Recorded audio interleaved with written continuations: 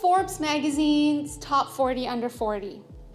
Time magazine's most influential women in the world. Time magazine's 100 most powerful women in the world. I am on none of these lists. I'm on a different list, though. It's called a list of Google stalkers of successful people in the world.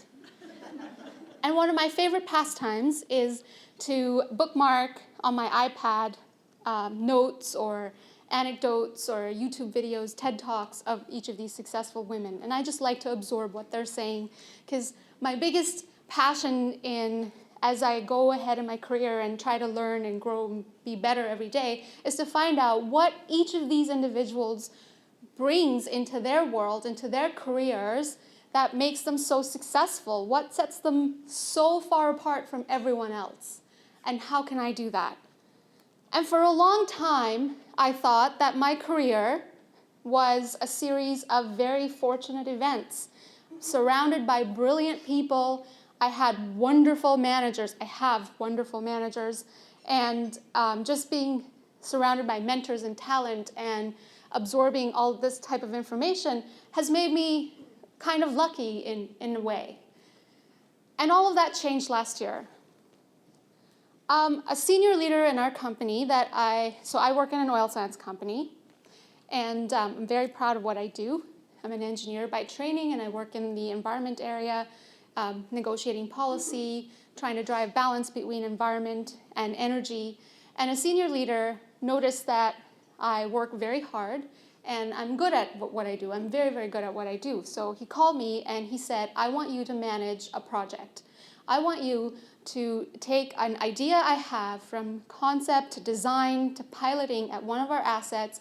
Will you be able to do it? And you have to do this while doing your day job. And I jumped at this opportunity, because one of the best things you can do for yourself always is to say yes, right? We've heard that so many times today. I jumped at this opportunity. I was thrilled. My boss was very supportive. And then I heard that his advisor, the senior leader's advisor, had already offered this role to somebody else. And so I decided to look him up, and I wanted to ask him, well, dude, do you know that I'm working on this already? What's going on? And this was on the main floor of our lobby of our beautiful building. I saw him. I said, hey, do you have a few minutes to chat? And he knew exactly what I wanted to talk about. And he said, no. And then I brought it up with him anyway. And for 5 minutes, they were the worst 5 minutes of my life, because for 5 minutes he said, how can you possibly do this? Who are you? How do I know anything about you? And I said, don't you know I'm an engineer? I have designed facilities. I have helped to operate facilities.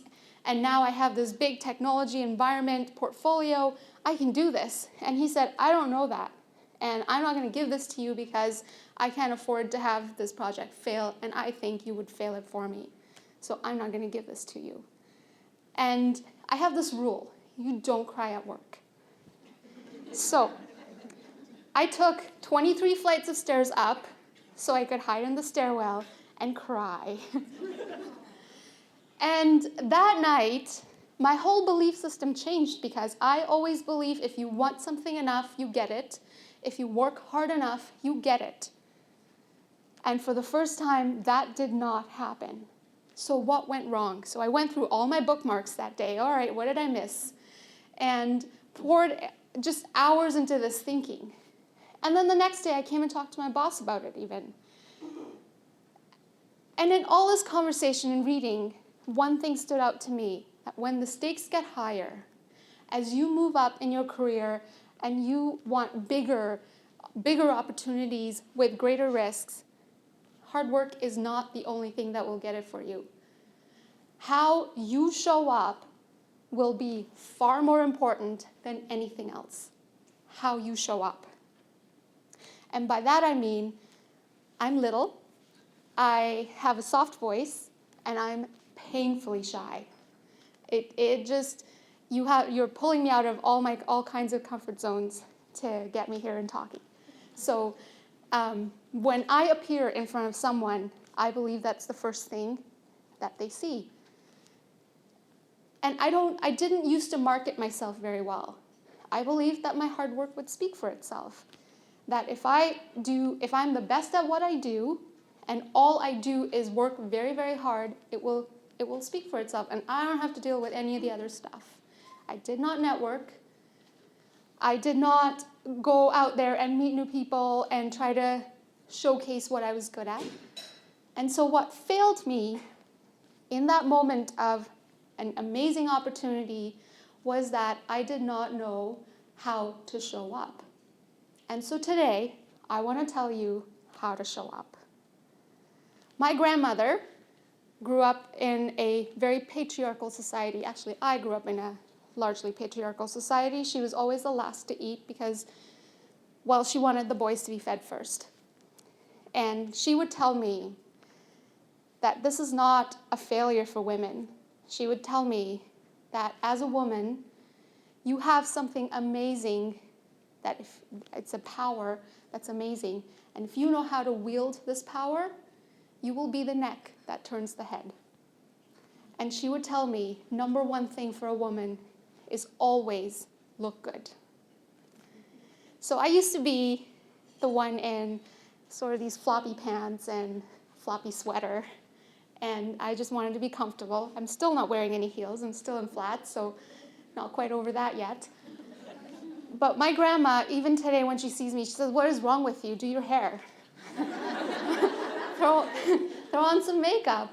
And she will say that if you look good, it's human nature to respect you. If you look good, people automatically want to talk to you. They want to get to know you.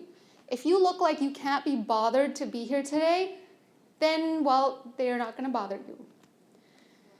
And so I started to make the effort to look good. And in conversation with my boss, he told me, after this event, he told me, how do you want the world to see you? How do you want to be perceived? Figure out one sentence, make it your own personal brand, and show up like that every day. How do you want the world to see me? How do I want the world to see me? I want the world to see me as a problem solver. I work in an amazing company that is solving one of the greatest challenges of our time, the climate change and energy development nexus. Finding that technological balance between energy development and climate change, right from where we produce oil all the way to the end user, I am helping change the way we do this. It's a big deal. It's an amazing risk. And if we can do this, we are ascertaining the world for our future generations.